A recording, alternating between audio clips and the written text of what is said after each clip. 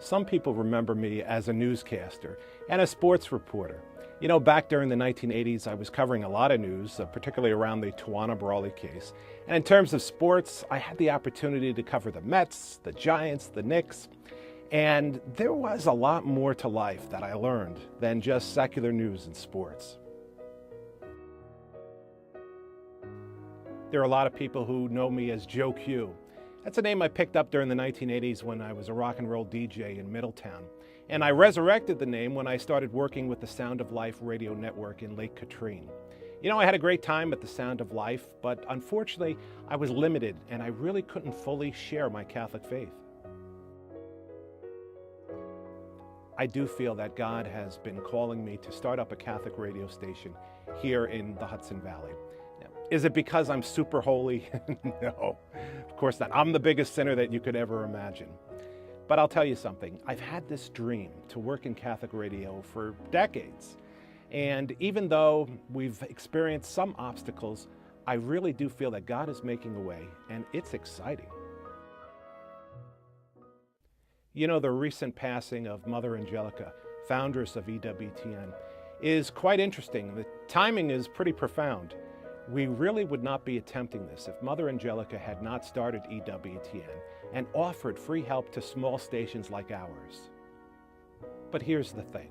Commercial radio cannot give you the truth and full explanations that you need to hear about our Catholic faith. Commercial radio and television fail, and they fail miserably.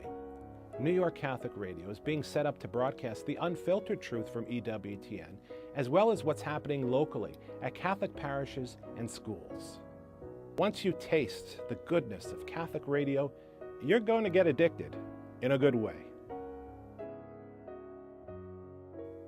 I have a great friend, Pat, who's helping to get the radio station up and running. Pat likes to remind me in many different ways that this radio station belongs to God. It's not my radio station. It's not our board of directors' radio station. Yes, we all have vital work to do, but we need to trust and have faith that God is in charge and that this radio station is His.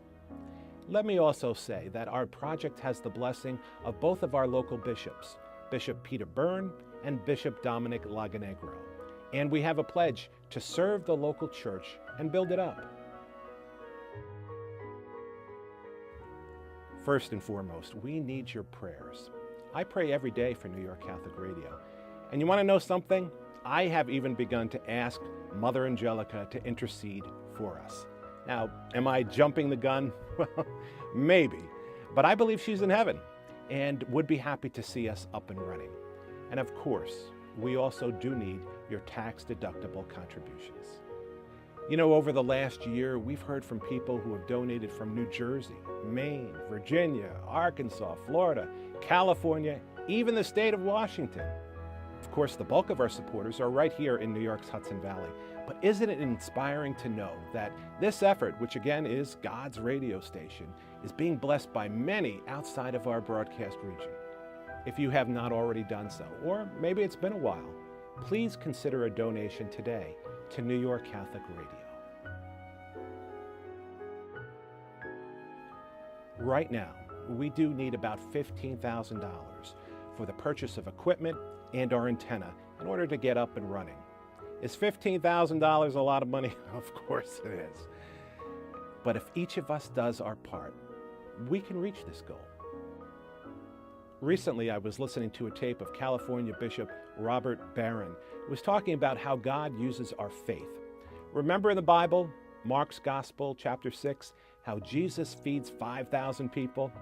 Now, Jesus could have just created food out of nothing, but he wanted the people involved, and he tells the apostles to bring whatever you have. In faith, those souls who gave saw God greatly multiply their contribution, and thousands were fed. In a way, I'm asking you today to bring whatever financial gift you have, and let's trust that God will multiply your gift so that we can put His radio station on the air and spiritually feed thousands. Thank you for your trust and faith in this project. We have an FCC permit that expires on April 10th, 2017, but we're working hard to get on the air as soon as possible. God bless you and keep you close to His heart.